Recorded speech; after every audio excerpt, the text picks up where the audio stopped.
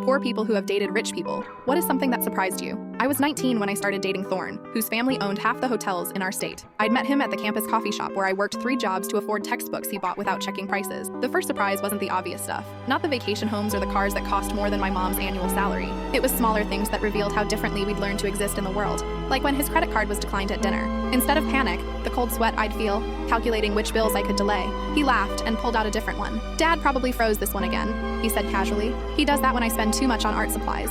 Too much meant $3,000 on brushes he'd used twice. The real shock came during spring break. His family invited me to their estate in the Hamptons. I spent weeks anxious about fitting in, borrowing clothes from roommates and watching YouTube videos on dining etiquette. The house was exactly what you'd expect. Marble everything, oil paintings worth more than my childhood home. But it was the staff that broke something inside me. The housekeeper, Celestine, was maybe 50, with kind eyes and calloused hands that reminded me of my grandmother's.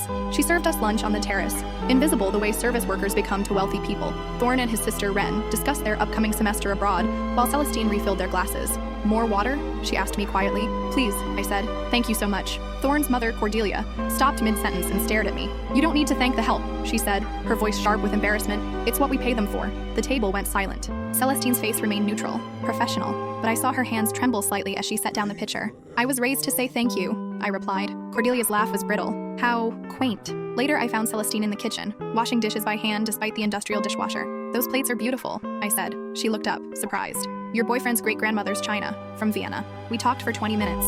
About her daughter in nursing school, her grandson's baseball games, her husband's diabetes, real things, human things. When Thorn found me there, his face darkened. What are you doing? He asked, talking. He pulled me aside. You can't befriend the staff. It makes them uncomfortable. She seemed pretty comfortable to me. You don't understand how this works.